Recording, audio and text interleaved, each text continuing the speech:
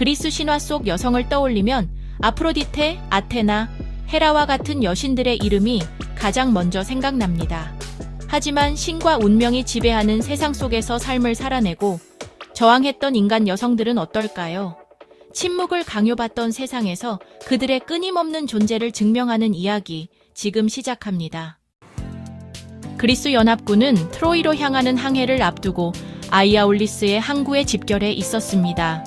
하지만 바다는 무심하게도 잠잠했습니다.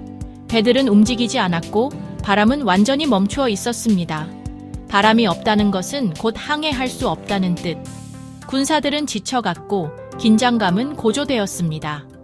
이때 즈스의 아들 아가멤논은 예기치 못한 실수를 저지릅니다.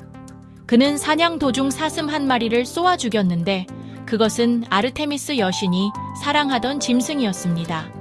더구나 그는 오만하게도 아르테미스보다도 사냥을 더 잘한다고 자랑했습니다. 아르테미스는 분노했습니다. 그 분노는 곧 바람을 가두는 저주로 이어졌습니다. 신탁은 내려왔습니다. 바람을 되찾고 싶다면 너의 딸 이피게니아를 제물로 바쳐라. 아가멤논은 괴로움에 빠졌습니다. 딸을 죽인다는 것은 아비로서 도저히 감당할 수 없는 일이었습니다. 그러나 전쟁을 포기하는 것도 왕으로서 불명예였습니다. 그는 계략을 꾸밉니다. 이피게니아를 아킬레스와 결혼시키겠다라는 핑계로 아내 클리타임네스트라와 이피게니아를 아이아올리스로 부릅니다. 이피게니아는 행복에 들떠 도착합니다. 하지만 그녀가 마주한 것은 결혼식장이 아닌 제단 위의 피의식이었습니다. 딸의 눈을 마주친 아가멤논, 그는 침묵합니다. 모든 병사들이 지켜보는 가운데 대제사장은 제단에 그녀를 눕힙니다. 어머니는 울부짖으며 딸을 껴안았지만 병사들에 의해 떼어놓아졌습니다. 이피게니아는 묻습니다. 왜입니까, 아버지? 제가 무엇을 잘못했기에? 이피게니아는 목숨을 잃습니다. 그녀의 희생이 있은 후 아르테미스는 분노를 풀고 바람을 되돌려 줍니다. 그리스군은 항해를 떠나고 트로이 전쟁의 막이 오릅니다. 트로이의 하늘이 붉게 물들던 저녁, 그녀는 성벽 위에 서 있었습니다. 돌아오지 않는 이를 기다리며 바람 속에 묵묵히 버티고 있었습니다. 그녀는 매일 헥토르의 투구를 닦았습니다. 피의 자국은 지워지지 않았고 기도는 응답받지 못했습니다. 전장의 먼 곳에서 그의 시신이 병사들에게 질질 끌려갔고 그녀는 말없이 무너졌습니다. 아이를 안고 울던 그녀에게 병사들이 다가왔습니다. 트로이의 미래는 성벽 아래로 떨어졌습니다. 왕비였던 그녀는 쇠사슬에 묶여 걸었습니다. 이제는 누구의 이름도 아니었습니다. 불빛 아래 그녀는 낡은 인형을 쥔 채 멍하니 앉아 있었습니다. 모든 것은 사라졌고 기억만 남았습니다. 죽인 자의 아들에게 그녀는 또다시 아내가 되었습니다. 그것은 살아남은 자에게 내려진 또 하나의 형벌이었습니다.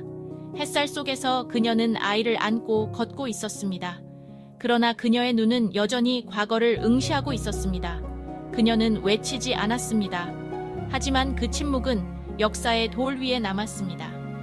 텅 빈 성벽 위, 그녀의 망토만이 바람에 남아 있었습니다. 그리고 슬픔은 황혼 속으로 사라졌습니다. 이것이 여인들의 전쟁이었습니다. 세멜레는 인간이었지만 신을 매혹시킬 만큼 눈부셨습니다. 즈스는 그녀를 사랑했고 그녀는 그의 비밀스러운 사랑을 받아들였습니다. 그는 밤마다 황금빛 형상으로 그녀를 찾아왔습니다. 그녀는 그를 사랑했지만 그의 정체에 대한 의심은 점점 커져갔습니다.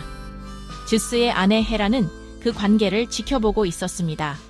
그녀는 세멜레의 마음에 의심을 심었습니다. 그가 진짜 신이라면 모습을 직접 보라고 해봐. 세멜레는 진심으로 그에게 물었습니다. 당신이 신이라면 진짜 모습을 보여줘요. 즈스는 경고했지만 그녀는 물러서지 않았습니다. 즈스는 약속을 지켰고 신의 진정한 모습이 드러났다. 그 순간 세멜레는 신성한 불꽃 속에 휩싸여 사라졌습니다. 그녀는 사라졌지만 아이는 남았고 즈스는 심장에서 아이를 꺼내어 다시 살렸습니다. 그 아이는 디오니소스가 되었습니다.